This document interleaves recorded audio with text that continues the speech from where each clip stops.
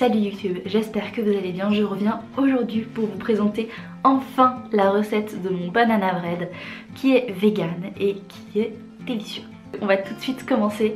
Alors vous aurez besoin de graines de chia, de farine, de sucre, de sel, de bicarbonate de soude, de bananes évidemment, donc deux pour la recette et une troisième pour la déco, d'huile et de lait végétal et de chocolat si vous êtes gourmand. On commence tout de suite avec la première étape. La première chose, c'est de remplacer l'œuf par un œuf de chia. Donc là, pour ce faire, c'est tout simple, il faut tout simplement prendre 50 g de liquide, donc soit de l'eau, soit du lait végétal. Moi j'ai choisi l'option lait végétal parce que je trouve que pour un gâteau c'est toujours plus sympa d'apporter un petit peu plus d'onctuosité, de légèreté au goût.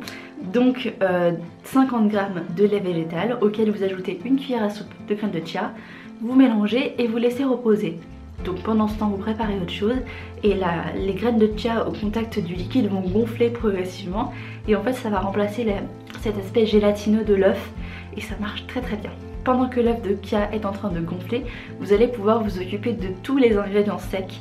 Donc vous allez mélanger 150 g de farine avec 50 g de sucre. Pour ma part j'utilise du sucre complet de Koro. Franchement ça n'a aucune différence au niveau du goût. On croirait vraiment pas qu'on a remplacé le sucre normal par autre chose.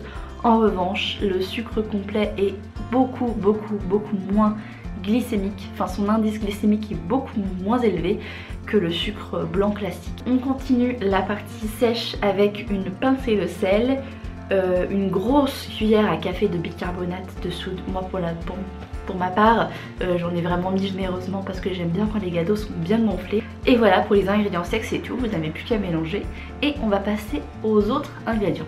On passe maintenant aux ingrédients liquides et pâteux. Donc notre œuf de chia normalement est prêt maintenant, vous pouvez mélanger et vérifier que c'est bien homogène. En parallèle vous allez préparer les deux bananes que vous allez écraser ou passer au mixeur, ça marche aussi bien des deux manières. Donc vous allez ajouter ces ingrédients à la préparation sèche et vous allez en plus ajouter 2 cuillères à soupe de lait végétal et 2 cuillères à soupe d'huile.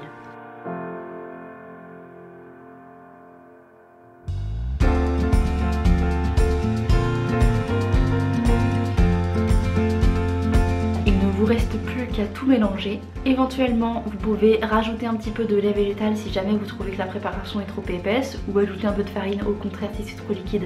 Là c'est un peu à vous de juger la texture de la pâte. Et pour terminer, pour les plus gourmands, vous allez ajouter 50 g de pépites de chocolat. Donc là tout simplement moi je prends une tablette de chocolat vegan et je coupe en morceaux parce que j'aime bien quand les pépites sont un peu grosses et irrégulières.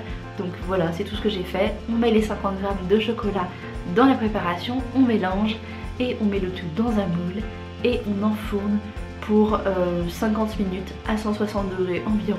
Ça peut être un petit peu moins longtemps avec le four un petit peu plus chaud, c'est vraiment à vous de jauger en fonction de votre four parce que moi mon four est un petit peu capricieux donc je passe toujours mon temps quand je fais un gâteau à surveiller la cuisson pour voir que tout se passe bien. En tout cas voilà, j'ai mis une éternité à filmer cette vidéo, enfin, quoi que j'avais déjà filmé mais ça me plaisait pas du tout donc j'ai mis une éternité à refilmer cette vidéo, mais cette fois-ci je pense que le résultat est vraiment abouti.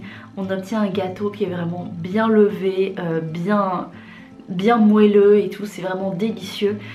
Les gens n'arrivent pas à croire qu'il n'y a pas d'œuf dans le gâteau tellement on dirait un gâteau normal en fait, donc ça c'est super cool. Et voilà, donc j'espère que cette vidéo va vous plaire, j'espère que vous mettrez cette recette en application. Si c'est le cas, n'oubliez pas de me taguer sur les réseaux sociaux, ça me fait toujours super plaisir quand je vois que vous essayez mes recettes. Et voilà, c'est à peu près tout.